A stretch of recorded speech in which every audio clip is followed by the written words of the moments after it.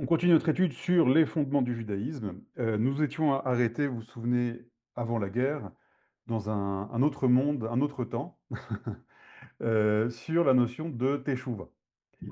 Alors, comme on a été, je coupe plus le son, hop. Comme vous vous souvenez, on avait été interrompu en plein milieu du cours par nos chers Iraniens. Donc, on va tout reprendre du début, doucement, doucement. Évidemment, cette notion de teshuva, c'est absolument impossible, comme pratiquement tous les cours qu'on fait ici, de faire ça en 1 heure. On va juste toucher du doigt un petit peu. J'invite ceux qui veulent s'approfondir sur ce sujet-là, d'étudier le livre du Rav Kook, qui s'appelle Orot HaTshuva. C'est un livre entier qui est consacré uniquement à cette notion de Teshuva. C'est très profond. Une partie, je sais qu'une partie était traduite au moins en français, mais sûrement en anglais, voire tout le livre peut-être en anglais. Et c'est un livre très, très important et il me semble d'ailleurs que ce serait bien peut-être dans Rod Vekelim, il faudra en parler à David, que ce livre soit étudié dans son intégralité. Top, alors, la Teshuvah. Avant de reprendre ce qu'on avait dit la semaine dernière, j'aimerais ajouter quelque chose d'important. C'est le Rav Kook nous explique que lorsqu'on veut définir une notion qui est très profonde, c'est très difficile d'accéder directement à la notion profonde, parce qu'il y a une très grande lumière. Il faut d'abord élaguer autour de la notion. Ça ne va pas rentrer directement dans le vif du sujet, mais dire ce que le thème que tu veux définir n'est pas. C'est-à-dire définir par la négation. C'est ce que fait par exemple le Rav Kook dans sa définition de Eret Israël. Lorsqu'il veut, au tout début du livre de Horoth, donner une définition d'Eret Israël, il commence avec cette phrase Eret Israël enena. La terre d'Israël n'est pas. Et là, il consacre quelques lignes à expliquer ce que la terre d'Israël n'est pas. Et quand il a fini d'expliquer, alors il dit ce qu'est la terre d'Israël. Et on pose la question, pourquoi tu commences d'abord par dire ce que ce n'est pas? Rentre directement dans la définition. Non, parce que si tu rentres directement dans une définition de quelque chose d'aussi grand, avec une aussi grande lumière que la terre d'Israël, tu risques d'être ébloui par la lumière. Tu risques de ne pas avoir les réceptacles, les kélim, pour comprendre ce dont on parle. Pourquoi? Parce que tu as des définitions prédéfinies. C'est-à-dire, quand on parle de la terre d'Israël, si je pose la question à des gens ici, vous aurez déjà des définitions. Et ces définitions sont déjà ancrées en vous. Donc, et ça peut arriver que ces définitions soient fausses. Donc il faut d'abord élaguer le terrain pour ensuite reconstruire et replanter l'arbre de la définition. Donc c'est ce qu'on va faire ici, mais très rapidement, évidemment. On pourrait consacrer juste un cours que sur ça, mais vraiment en quelques phrases. J'aimerais dire ce que la Teshuvah n'est pas, sous deux aspects. L'aspect numéro un, c'est comment traduit-on Teshuvah en français? Le repentir. Le repentir en français, évidemment, il y a ici une connotation chrétienne. C'est la notion de faute. On se repent d'une mauvaise action. Et j'aimerais déjà définir quelque chose de très important, que la notion de repentir, de teshuva dans la culture, j'allais dire occidentale, judéo-chrétienne, donc chrétienne, c'est que c'est complètement, pas forcément l'inverse, mais ce qu'on va définir comme étant la teshuva dans le judaïsme n'existe pas dans le christianisme. La teshuva n'existe pas dans le christianisme. Dans le christianisme, il y a une autre notion qui apparaît, c'est la notion de kapara. C'est-à-dire que lorsqu'on fait une faute, il se passe deux choses. On endommage notre être et on endommage le monde autour de nous. Donc pour réparer la faute, il faut une double réparation. Une réparation de notre être et une réparation des dommages qu'on a causés dans le monde. La réparation de notre être, dans le christianisme, ça n'existe pas. Pourquoi? Parce que, en tout cas, la façon dont il y a une réparation, mais qui passe par la foi chrétienne, mais ça passe pas par le même canal dont on va parler dans la Teshuvah. La Teshuvah, cette notion de retour, retour au bien qui est en soi, parce que dans le christianisme, il y a la faute originelle, et la faute originelle entache la personne. C'est-à-dire, lorsque tu nais, puisque tu es descendant du premier homme qui a fauté, et de la première femme qui a fauté, donc tu vas naître avec une tâche indélébile, une tâche spirituelle indélébile, qui est la faute originelle. Et donc, tu n'as pas de possibilité de revenir vers le bien qui est en toi, hein, parce qu'en toi est gravé le mal, même si ce n'est pas de ta faute. Ça, c'est la vision chrétienne. Donc, cette notion qu'on va voir de la teshuva dans le judaïsme, qui est un retour vers la source, un retour vers le bien, n'existe pas dans le christianisme. Donc, dans la culture occidentale, dans la culture chrétienne, cette notion-là est étrangère à ce qu'on va expliquer maintenant. D'accord? Alors, il y a beaucoup, beaucoup à dire sur ce que je viens de dire. Il faut beaucoup développer, mais vraiment, c'est en une phrase. Donc, c'est la première chose. La teshuva, ce n'est pas le repentir. Ce n'est pas le repentir d'une faute. Deuxièmement, il y a une autre définition de la teshuva qui est également erronée. C'est une définition juive, religieuse, moderne. Qu'est-ce que la teshuva? C'est, certains vont dire, c'est le retour aux mitzvot. C'est-à-dire de faire les mitzvot. Tu n'étais pas religieux. Quand tu fais teshuva, tu deviens religieux. Et ça, on va voir que c'est également une définition erronée de la teshuva. Le retour à la Torah et aux mitzvot, ce n'est pas la teshuva. Mais c'est une conséquence de la teshuva. Mais c'est pas ça la teshuva. Et d'ailleurs, on va se poser une question. Est-ce qu'il y a une mitzvah de faire teshuva? Dans les 613 mitzvot, est-ce qu'il y a une mitzvah de faire teshuva? On verra ça dans les sources qu'on va amener. Donc je répète, la deuxième définition erronée de la teshuva, une définition juive religieuse moderne, que la teshuva, c'est tu n'étais pas religieux, tu n'étudiais pas la Torah, tu ne pratiquais pas les mitzvot, et quand tu fais teshuva, eh ben, tu fais les mitzvot et tu étudies la Torah. Ça y est, j'ai fait teshuva. D'accord? Et c'est aussi une définition erronée. Comme un jour, le Rav Elisha Vyshitsky, qui était dans un taxi, et le taxi a vu que c'était un Rav, une kippa, une barbe, etc. Et il était très fier de lui montrer sa nouvelle kippa. C'était un taxi en Israël. Il dit, Rav, Rav, Rav, voilà, je suis très heureux de vous dire que j'ai fait teshuva. Alors, il lui montre la kippa. Vous savez, maintenant, je mets la kippa. Je faisais pas Shabbat, maintenant je fais Shabbat. Donc, Baruch Hashem, j'ai fait teshuva. Le chauffeur de taxi a dit au Rav, Elisha. Et le Rav, Elisha lui fait un grand sourire. Il lui dit, psst, t'es vraiment un grand sadique. Parce que moi, j'ai toujours pas terminé de faire teshuva.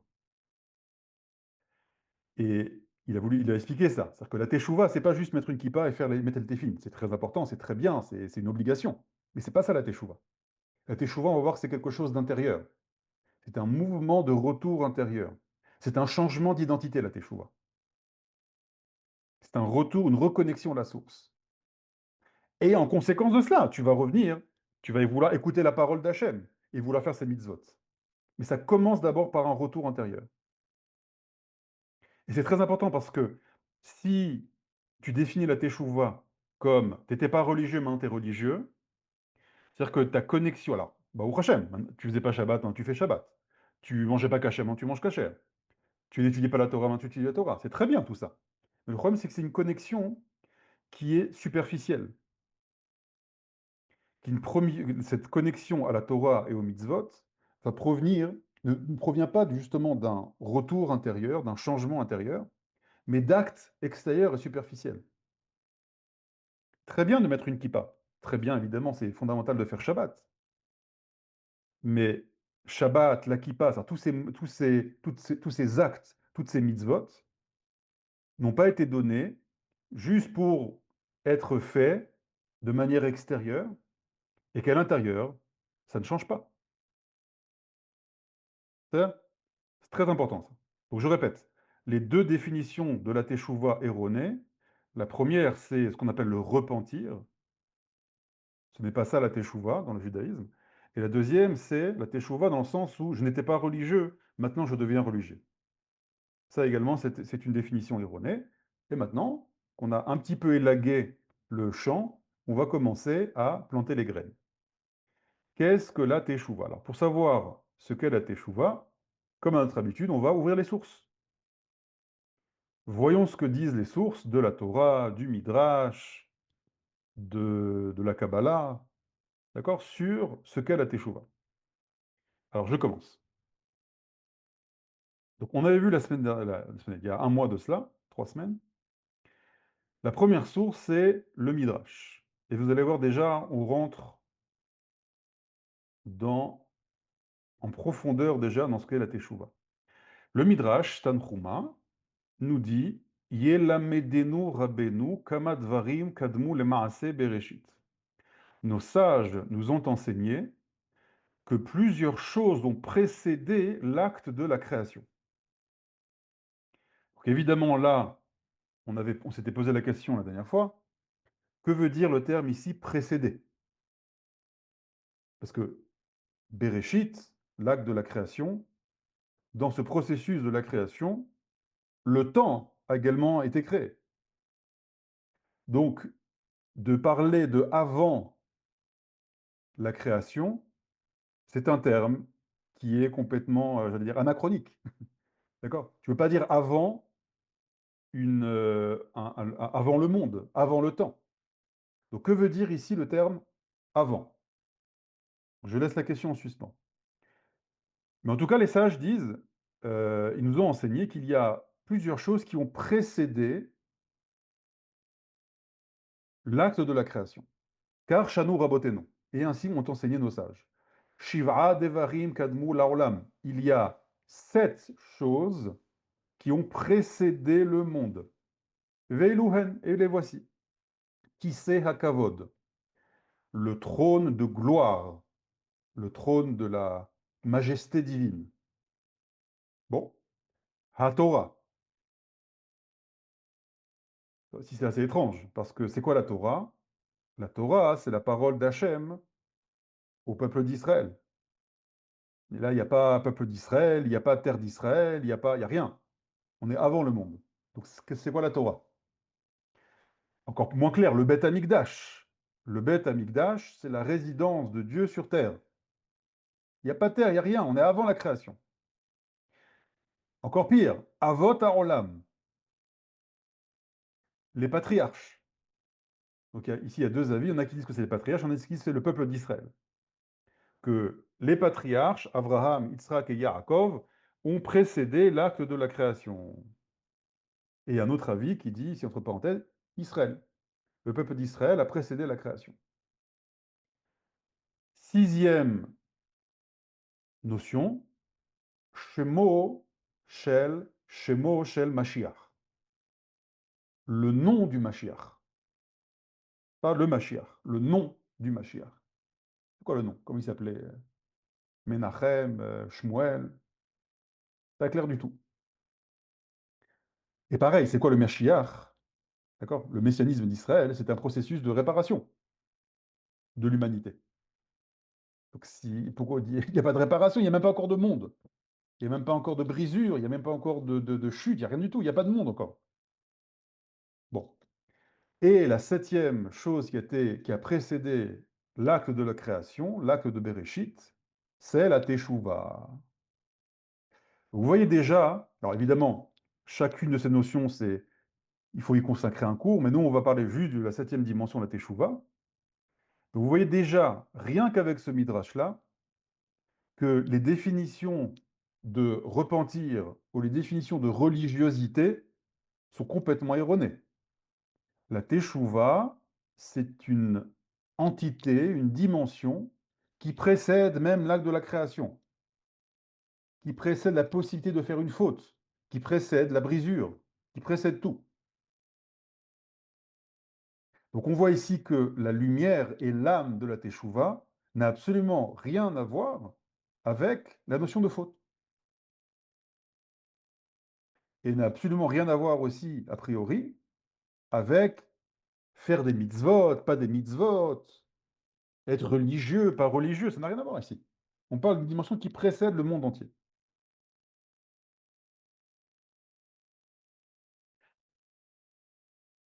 Alors, les sages, lorsqu'ils disent ça, il faut qu'ils aient une source.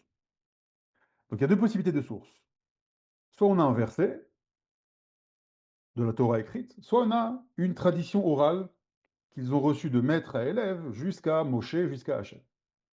Et en l'occurrence ici, les sages amènent une source pour pour chacune de ces notions. Et la source qui est amenée pour Teshuvah, Minaïn. D'où tu sais que la Teshuvah a précédé le monde? Où c'est marqué ça? Où est la source de cela? Chez Nehemar, comme il est dit.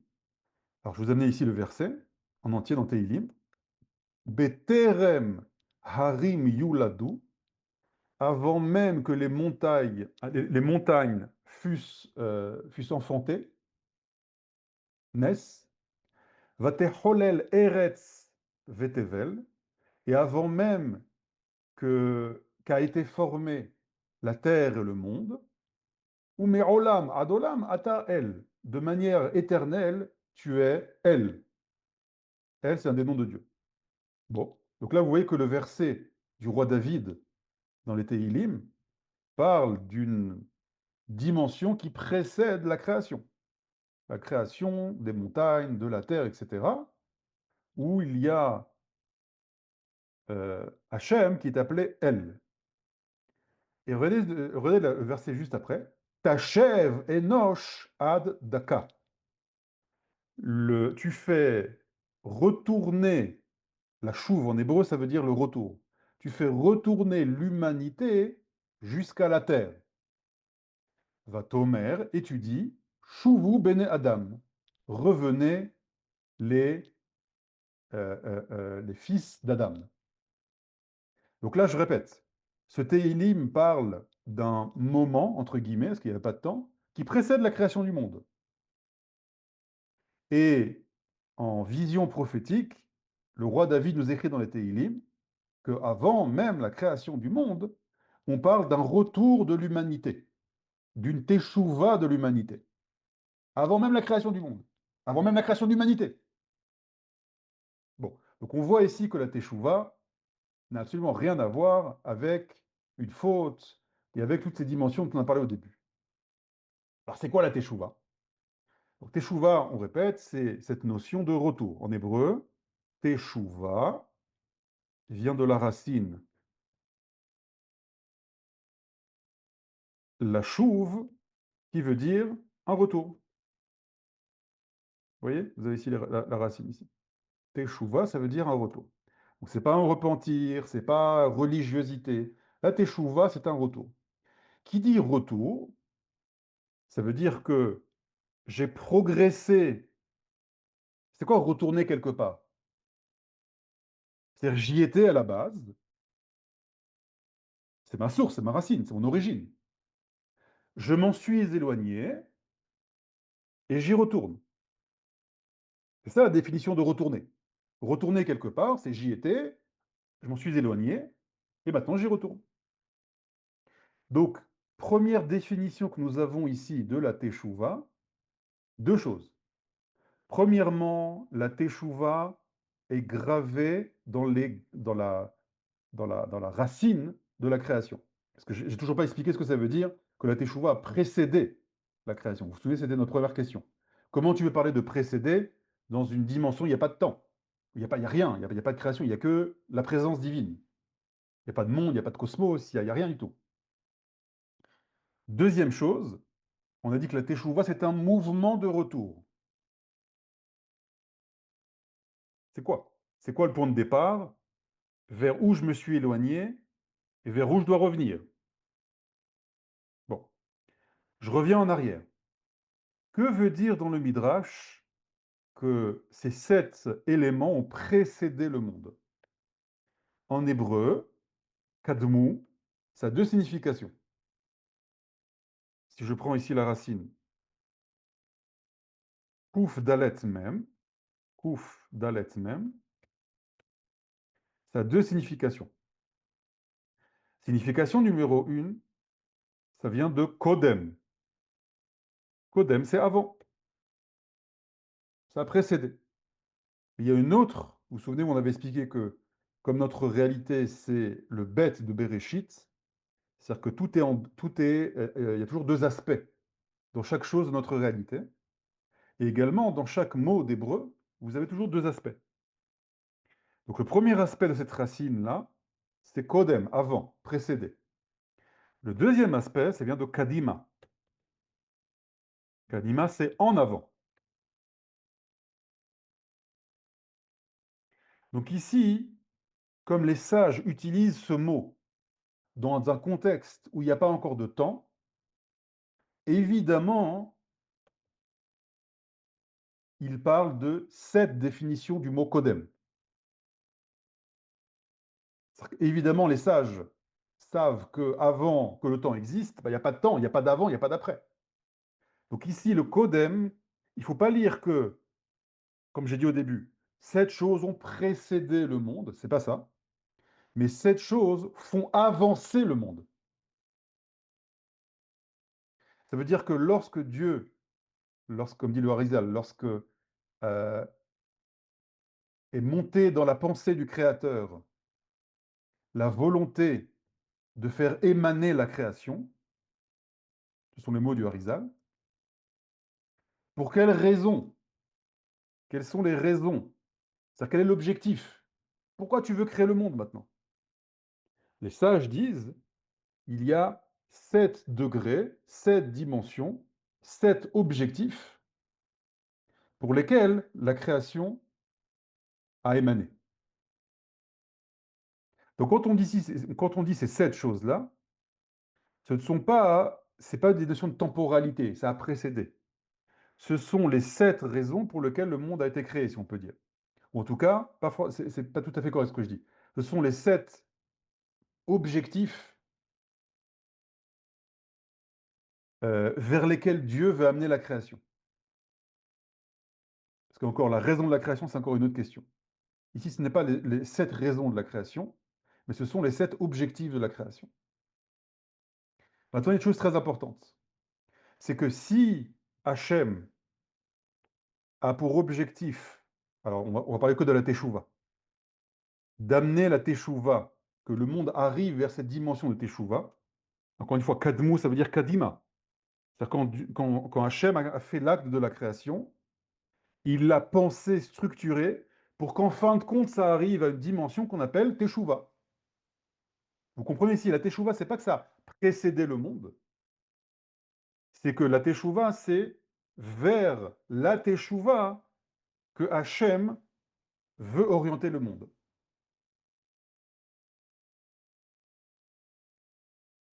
Donc si maintenant, j'avais dit la dernière fois, si maintenant tu veux avoir des citrons, ton objectif, c'est que tu aies le fruit un citron. Qu'est-ce que tu dois faire? Tu vas devoir structurer la terre avec une qualité de terre, avec une graine spécifique, avec une irrigation. Les graines elles-mêmes vont former des racines, vont former un tronc, il y aura de la sève, il y aura une écorce, il y aura des branches, il y aura des fleurs, il y aura des feuilles. Tout ça, toute cette création, toute cette structure va être organisée vers un seul objectif, de faire apparaître le citron à la fin. Donc qu'est-ce que ça veut dire? Je répète, si vous voulez maintenant un citron, j'ai un objectif d'amener maintenant du citron dans le monde. Donc je vais maintenant créer une structure qui est totalement consacrée à l'apparition du citron. Et donc toute la structure, la terre, l'irrigation, les graines, les racines, le tronc, etc., etc., etc., le citron n'est pas seulement à la fin. Puisque mon objectif, c'est que le citron apparaisse, le citron se diffuse à travers la graine, à travers les racines, à travers le tronc, à travers les branches, à travers chaque fleur du citronnier. C'est-à-dire que tout est structuré dans le citronnier pour l'apparition du citron. Toute la floraison et la pousse du citronnier amènera à été, heu heu Hachem a gravé dans le citronnier le fait qu'à la fin, on aura un citron. Et donc, quand tu vois les différentes étapes de l'évolution du citron, tu peux déjà voir, celui qui a un regard perçant, il peut déjà voir le citron dans les racines, dans le tronc, dans la fleur, dans la branche. Le citron, c'est une sorte d'énergie qui va se diffuser dans toute l'évolution du citronnier, jusqu'à la fin, avoir le citron. Mais ça, c'est plus la cerise sur le gâteau, ou le citron sur le gâteau. Ça, c'est par rapport, c'est une métaphore. Si on revient maintenant à la notion de teshuva, si on dit que ces 7 choses-là sont l'objectif de la création, Hachem va orienter, amener la création vers ces 7 dimensions-là. Donc nous, on va parler de la teshuva. Ça veut dire que la teshuva, c'est non seulement de quelque chose d'extrêmement originel dans la création, dans la pensée, dans la volonté du Créateur, mais c'est surtout quelque chose qui structure l'évolution de l'humanité. Ça veut dire que toute la création, et en son sein l'humanité, comme le citronnier, va vers un seul et même objectif, d'arriver à cette notion, qui n'est pas encore très claire, de la teshuva. Donc c'est la première chose qu'on apprend de ce midrash.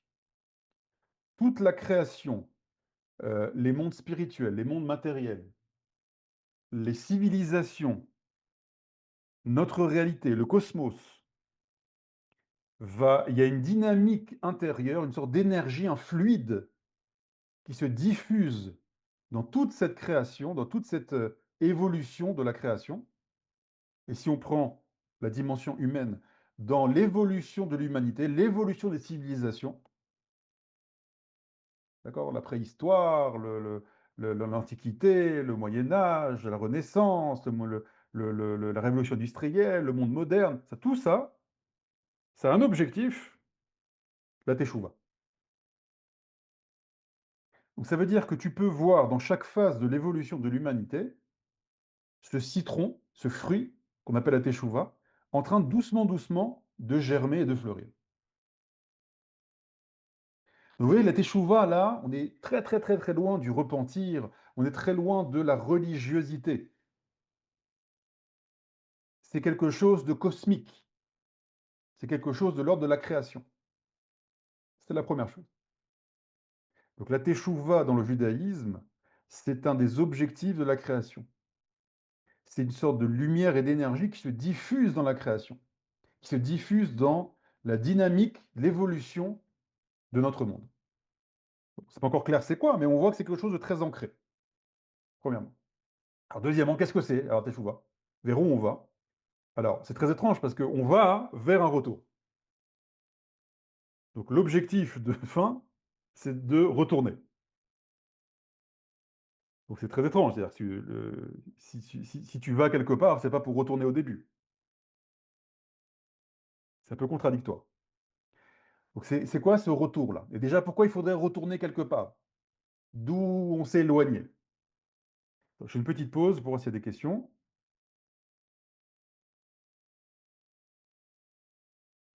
Le titre du livre au début du cours, c'était Orot à Teshuvah, les lumières de la Teshuvah du Rav Kook. Quel est cet élément ont devancé le monde? Oui, on peut dire ça, c'est bien, devant, dans le sens de devancer, ou mettre en avant, mettre en marche le monde, si on peut dire ça aussi. Et Yosef, donc on est obligé de dire on fait Teshuvah, et pas on a fait Teshuvah. Exactement, Yosef. C'est-à-dire que la Teshuvah, c'est pas quelque chose de figé. C'est pour ça que la définition religieuse de la Teshuvah est complètement erronée. Comme ce chauffeur de taxi dit, ça y est, j'ai fait Teshuvah.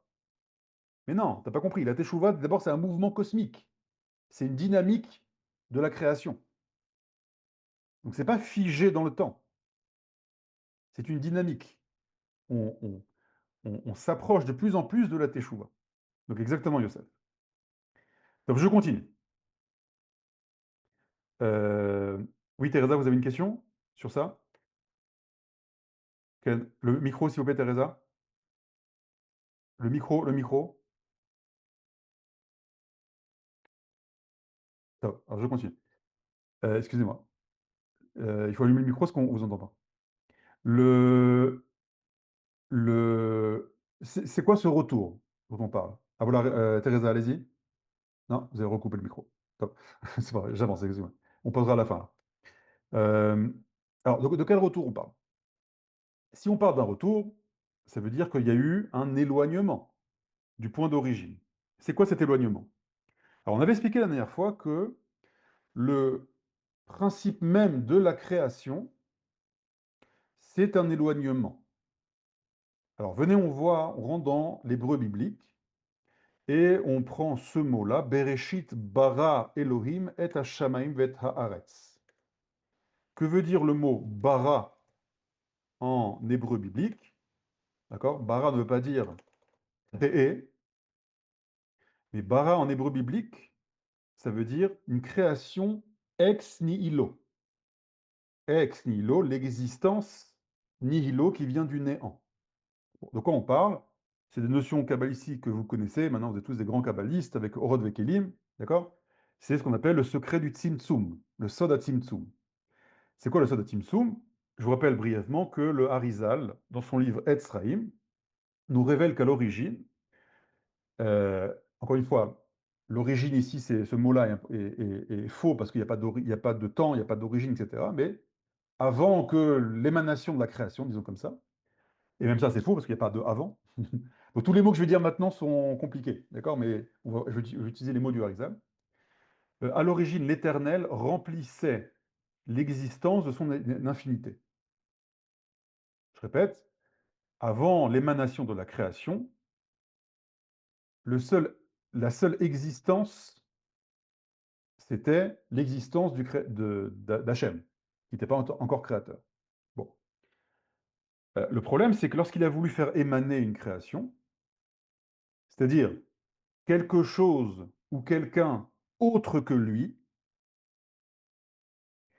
il faut donner la place à cette autre chose que lui d'émaner.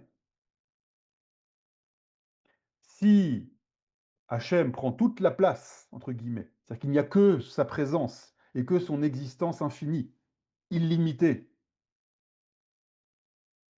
qui existe, aucune autre existence n'est possible. Je répète, puisque à l'origine, la seule existence était l'existence infinie du Créateur, il prenait entre guillemets toute la place. Encore une fois, il n'y a pas de place, il y a pas d'espace, il n'y a pas de temps, hein, vous comprenez. Donc pour faire émaner une création, la première chose qu'il doit créer, c'est d'abord un espace vide. Vide de quoi? Vide de lui-même. Vide du Créateur. Si tu veux qu'un bébé apparaisse, quelle est la première chose à faire? Il faut un vide. Comment s'appelle ce vide? La matrice de la maman. Le ventre d'une maman, c'est une sphère vide dans laquelle le spermatozoïde peut être capté et le fœtus peut apparaître. S'il n'y a pas le ventre de la maman, l'existence d'un bébé n'est pas possible. Vous avez la semence du papa, mais la vie ne peut pas fleurir de ça. On est obligé d'abord d'avoir un espace vide. Cet espace vide s'appelle, chez les kabbalistes, halal apanouï. Halal apanouï, comme j'ai dit, un espace vide, ou plutôt un espace qui a été libéré. Libéré dans le sens où quelque chose s'est retiré. Qu'est-ce qui a été retiré? La présence divine. Donc la première création du Créateur, ce n'est pas le monde. La première création du Créateur, c'est le néant. Une bulle de néant. Une sphère de néant. Évidemment, je précise ici, quand je parle de sphère de néant, c'est pas une planète, c'est pas le cosmos, c'est pas l'univers.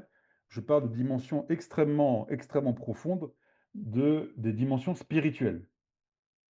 D'accord? Là, je parle des racines, des racines, des racines de la création.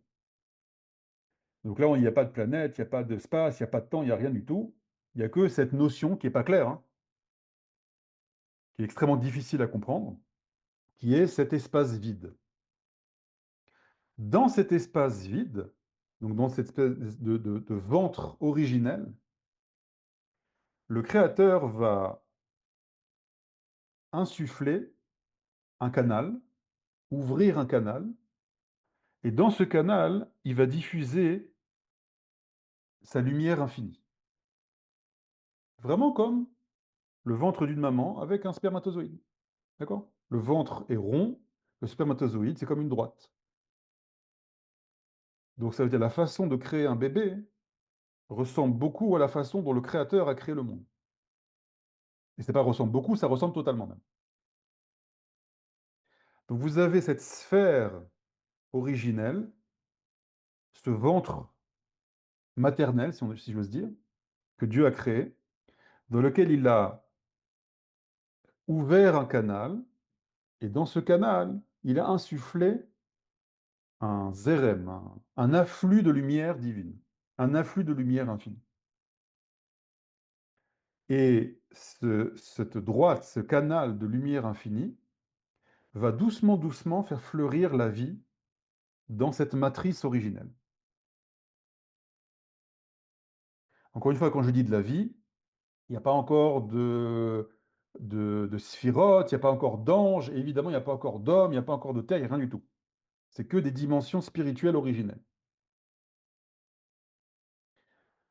Suite à cette graine de lumière qui va implanter dans cette sphère vide, il va y avoir un façonnage, une évolution spirituelle.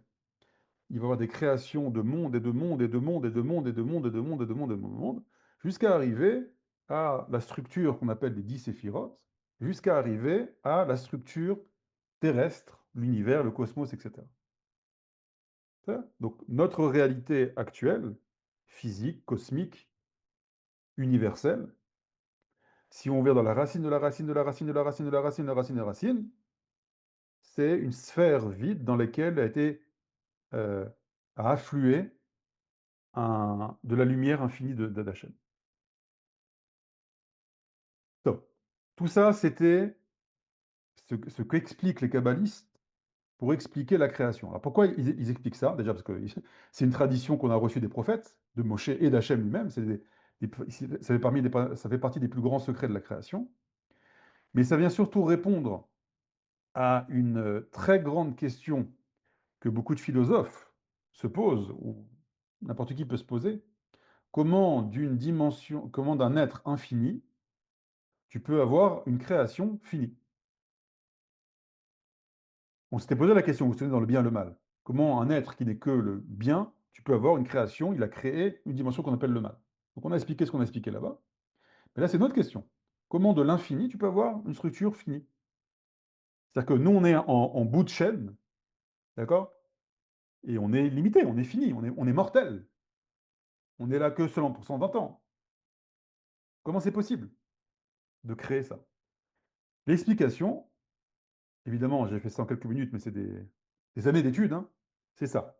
Cette structure, d'accord, ce vide d'Hachem, d'accord, qui a pu faire façonner et faire germer de la vie, qui à la base est infinie, et qui va se structurer, s'épaissir, c'est le terme du Harizal, d'accord, une épaisseur. Au début, ça va être une épaisseur spirituelle, de plus en plus, alors encore une fois, ce terme est un peu, je trouve ça très beau, mais une épaisseur spirituelle. Donc plus tu reviens à la source, plus c'est pur et plus c'est fin. Il appelle ça une or dak, une lumière fine. Et plus tu progresses dans l'évolution de la création, et plus il y a une épaisseur, la lumière prend de l'épaisseur.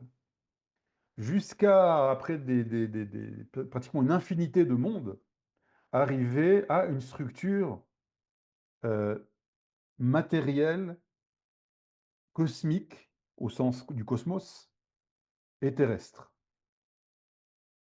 C'est-à-dire, donc plus on descend, plus il y a une épaisseur de cette lumière-là, jusqu'à carrément devenir de la matérialité. Et plus on remonte à la source, plus il y a une finesse et plus il y a une pureté de lumière.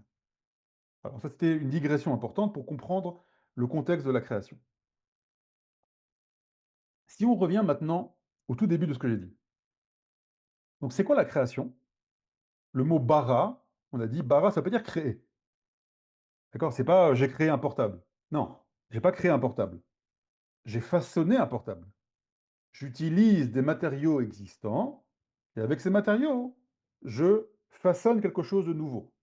Mais j'ai pas c'est pas une création ex nihilo, c'est pas bara.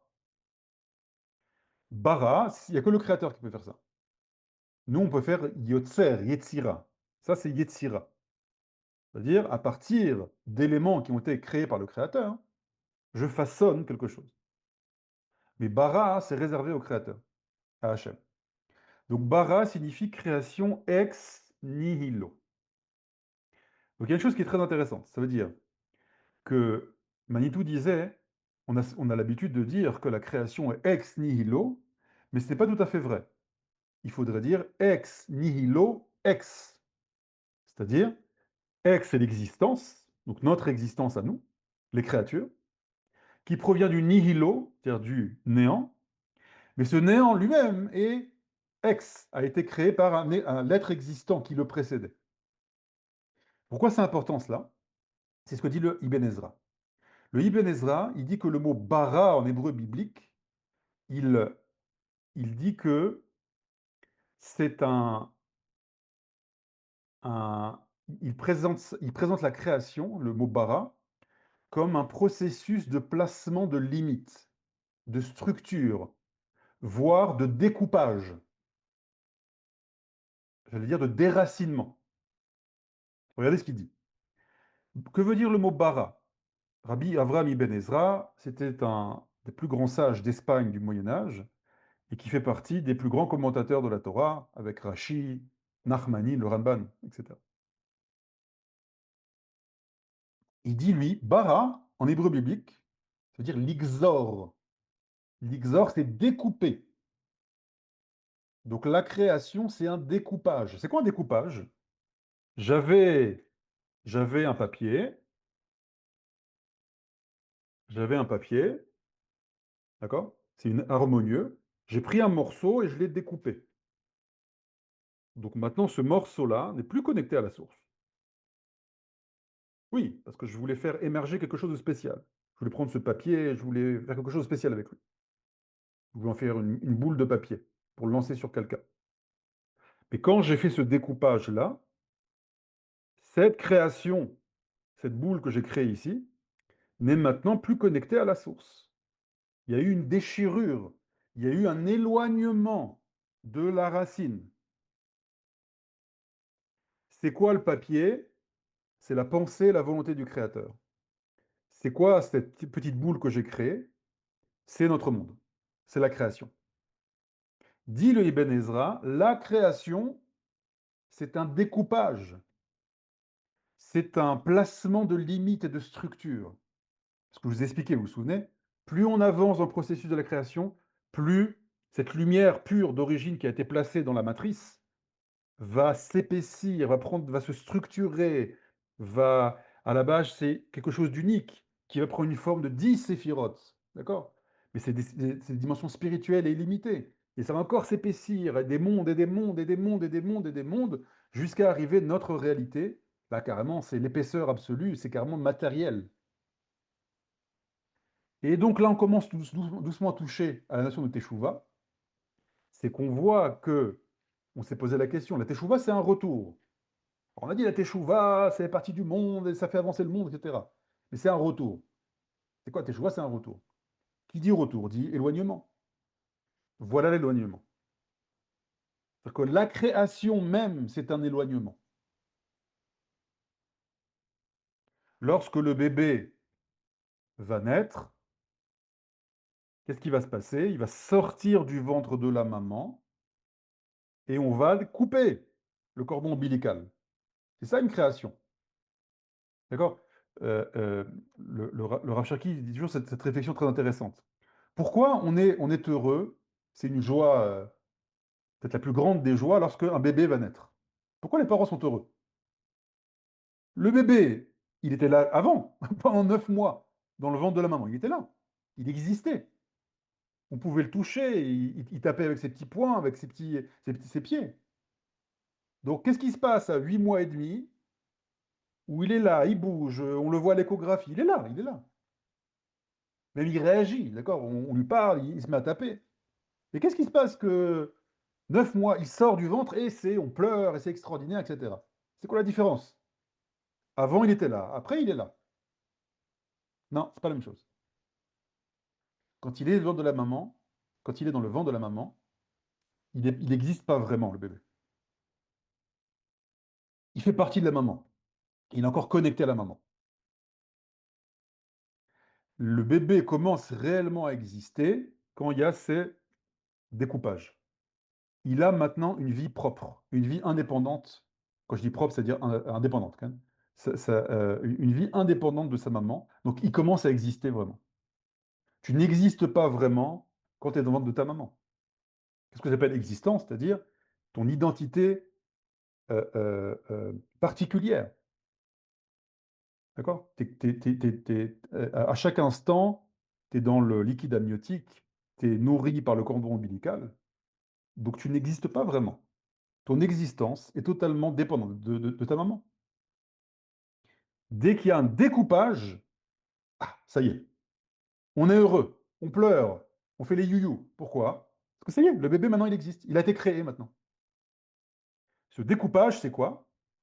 C'est-à-dire que la création entière était dans la pensée du créateur, était dans la volonté du créateur. Pour que cette création puisse émerger, émaner, il a fallu faire un découpage. Hachem a fait grandir ce bébé dans sa pensée, et quand il a voulu le créer, il a dû bara, dit le Ibn Ezra, il a dû couper. Il a dû couper. Il a dû découper la création de qui? Du créateur. Donc, la création par essence est un éloignement. Éloignement de la source, éloignement du créateur. Ah, donc ça y est, doucement, doucement, on commence à s'approcher de notre teshuva, d'accord? Parce qu'on s'est dit, s'il y a un retour, ça veut dire qu'on s'est éloigné de la source. Et ben voilà. La création elle-même, c'est un éloignement de la source. Et là, on va avoir un problème.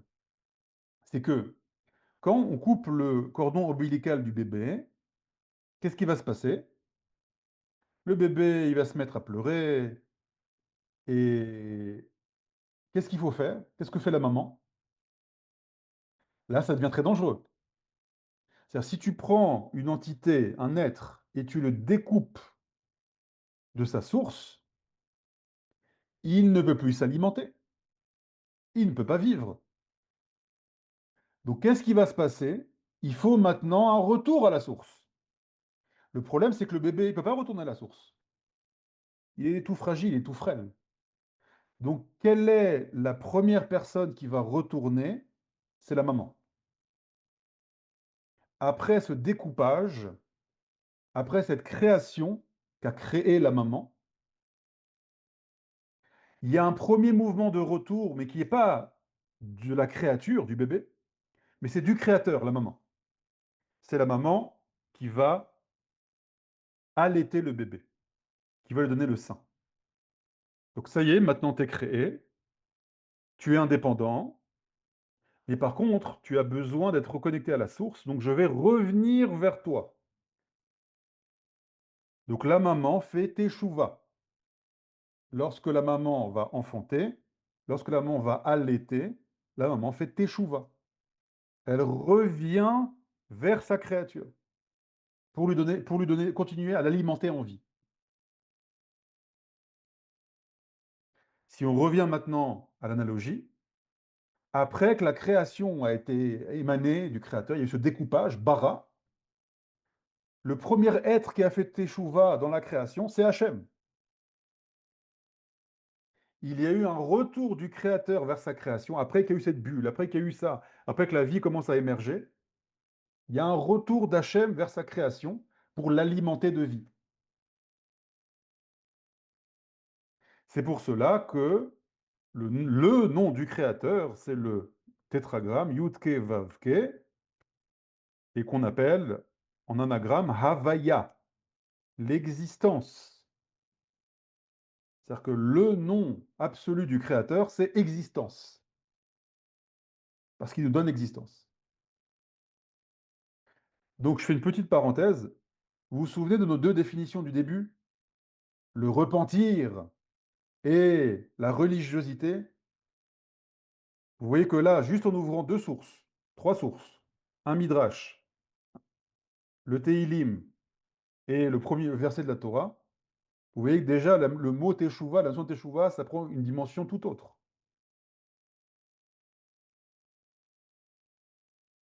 Donc le premier être qui fait Teshuvah, c'est Hachem, qui revient à sa création. C'est pour cela, ça vous avez entendu les élèves de Rodve Kelim, qui sont élèves du Rav Yoel, entendent ça depuis des années, c'est que le mot en hébreu tinok, tinok en hébreu, c'est le bébé. D'accord? Qu'est-ce qu'il dit à chaque fois le Rav Yoel? Tinok, c'est les mêmes lettres que, enfin, c'est l'anagramme de nitouk. Nitouk, qu'est-ce que ça veut dire? Une brisure, une cassure, une déconnexion.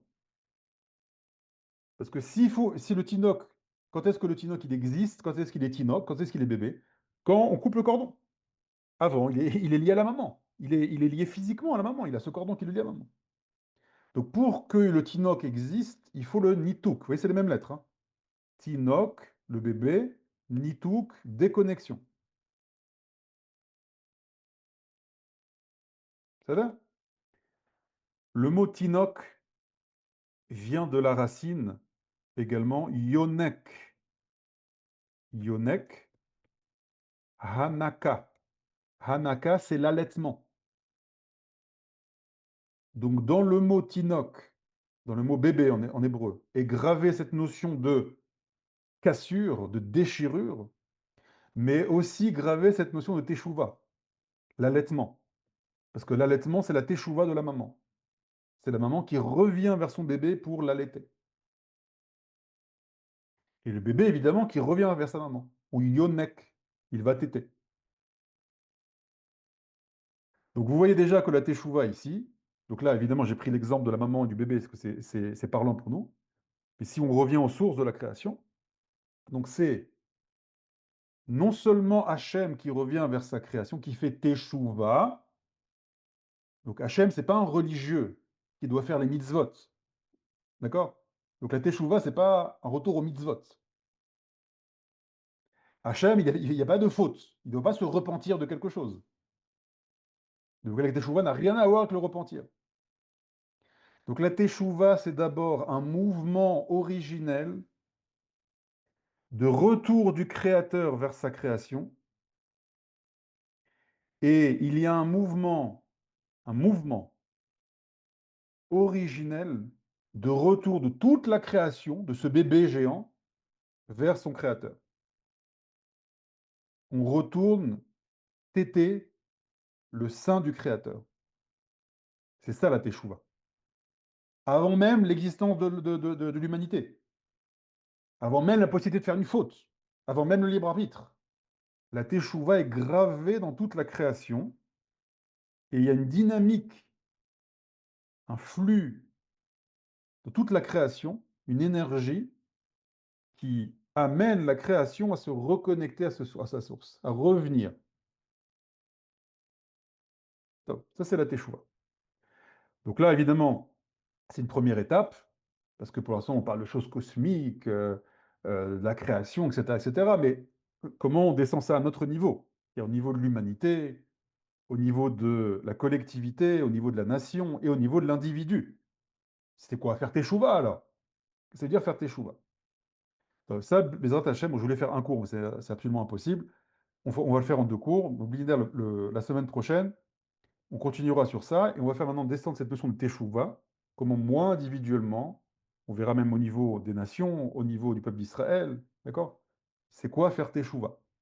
Comment on fait Teshuvah? C'est quoi ce mouvement qui est en moi, en fait, hein? C'est un mouvement de retour, de changement d'identité qui est en moi.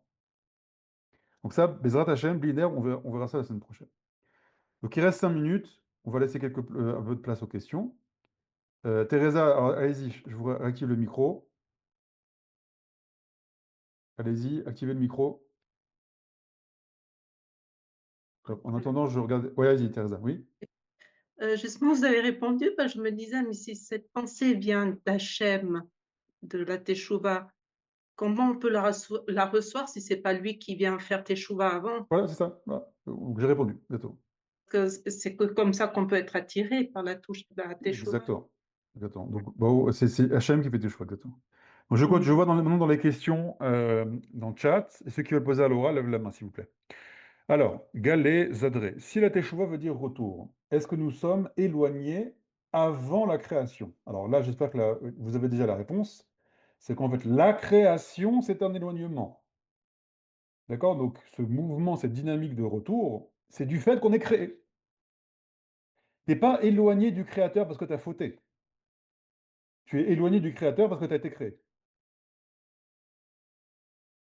Et donc, dans l'ADN spirituel de la création, Hachem a insufflé cette dynamique du retour. Comme le bébé vous savez, le petit bébé, dès qu'il est né, il ouvre la bouche, il veut téter tout de suite. On ne lui a pas enseigné à téter, mais il sait. D'accord? Dans ses gènes, c'est-à-dire que c'est instinctif. Et ben, dans l'instinct de la création, dans l'instinct de l'humanité, il y a cette volonté de téter, si j'ose dire, c'est-à-dire de revenir à la source. Et après, encore une fois, c'est encore abstrait pour l'instant, je comprends. On verra la semaine prochaine ce que ça veut dire concrètement. Euh, Ce serait le Big Bang, Fabienne, rien à voir avec le Big Bang. D'accord? Tout ce que j'ai dit maintenant n'a absolument rien à voir. Quand j'ai parlé de la matrice origine, etc., j'ai bien précisé, ça n'a rien à voir avec les dimensions physiques et la création physique. D'accord? Donc ça n'a rien à voir avec ça. Le Big Bang, etc., c'est bien, bien, bien après, quand j'ai dit c'est cette épaisseur, cette lumière qui s'épaissit, s'épaissit, s'épaissit. Après, pour la création physique, ça passe par l'événement du Big Bang. D'accord? Mais c'est pas ce que j'ai parlé au début. C'est aussi dû au soulagement de la maman de ne plus avoir un ventre encombrant. Alors, je ne sais pas si c'était une blague ou pas, Sarah, mais effectivement, d'ailleurs, vous savez que quand la maman a, le bébé, a enfanté, a, a- a accouché, il y a c'est un pourcentage assez élevé de femmes qui ont le baby blues. D'accord? Le baby blues, c'est quoi? C'est une sorte de dépression qui vient après l'accouchement. Comment tu peux être déprimé? Ça y est, enfin, tu as ton bébé, tu tiens dans les bras. Non, parce que le bébé faisait partie de toi. Et donc, il y a une sorte de vide intérieur que ressent la maman, qui se traduit parfois par des moments de dépression, qui peuvent être assez aigus. Tzimtzum, est-ce qu'on peut dire que la maman revient vers son enfant pour terminer sa création? Il y a Féméode, Galez Zadré, exactement. C'est-à-dire ce retour du créateur vers la créature, de la maman vers le bébé, et du bébé vers la maman, c'est pour parachever le bébé. C'est exactement ça. D'accord? C'est-à-dire que Hachem a créé de manière volontaire une création manquante et a chargé l'humanité de parachever la création. Et pour parachever la création, il y a ce retour mutuel de Teshuvah d'Hachem et de Teshuvah de l'humanité. Mais alors, comment appeler, Fabien, mais alors, comment appeler la repentance en hébreu? Est-ce que se repentir de ses fautes est possible en judaïsme? Il y a Féméot, très bonne question. Ça, on verra la semaine prochaine. Ce qu'on appelle la repentance, ça va être appelé en hébreu le vidouille. Le vidouille, c'est-à-dire cette action de se nettoyer de ses fautes, d'accord? Il y a une notion particulière qu'on appelle le vidouille. Ça, on verra la semaine prochaine. Voilà, les amis, encore 2 minutes. Est-ce qu'il y a encore d'autres questions sur ce sujet si merveilleux et profond qu'est la Teshuvah? Alors, dans le chat, il n'y a plus. Et pourquoi j'arrive pas à voir? Voilà, dans le chat. D'accord, merci Rob. Bevakasha. D'autres questions, les amis? Ceux qui ont Odette, vous voulez poser une question? Odette, alors, attendez, je vous réactive le micro. Allez-y. Essayez de voilà, Voilà, allez-y. ça y est. Je me demandais, est-ce que c'est pas cet aspect de entropie, négantropie, la création serait, c'est ça? Négantropie, ce serait la teshuva serait la négantropie, c'est une manière de continuer la création. Vous Exactement, avez exactement ça. ouais, C'est exactement ça. Exactement c'est ça. ça. Toda C'est-à-dire que Rabba. cette notion de mouvement a été théorisée par plusieurs scientifiques ou philosophes. Il y a des philosophes, il y a des philosophes par exemple, nihilistes qui voient un mouvement, c'est-à-dire ce mouvement on le voit, mais certains disent que ça mène vers la mort, vers un nihilisme, Ouais. d'accord? Donc un mouvement qui vient au contraire vers la destruction, et d'autres qui, à l'inverse, qui voient ce mouvement vers, au contraire, plus de vie, un ajout de vie, d'accord? Mm. Il y a un livre que je vous avais conseillé, c'était de La science de l'enrichissement de Walter Wattels, Ah, oui, d'accord? oui, Et là-bas, il parle de ça. Il se base d'ailleurs sur des philosophes qui ont cette vision-là et qui est totalement une vision en accord avec la Torah. C'est-à-dire qu'il y a une sorte de mouvement de vie et d'ajout de vie dans, dans notre réalité. Et cette abondance de vie veut se révéler. Et donc quand tu crées ce réceptacle, parce que lui, il prend l'angle de la richesse, l'abondance matérielle, quand tu crées en toi mm, ce réceptacle d'abondance matérielle, tu attires à toi l'abondance matérielle. Parce que c'est un processus qui fait grandir la vie. Cet échouva-là. Ok. ouais, ouais, ouais. Il y a d'autres questions? Ah, c'est Toda fini. Rabba. Merci Vakasha, beaucoup. 9h16, on s'arrête. Voilà les amis,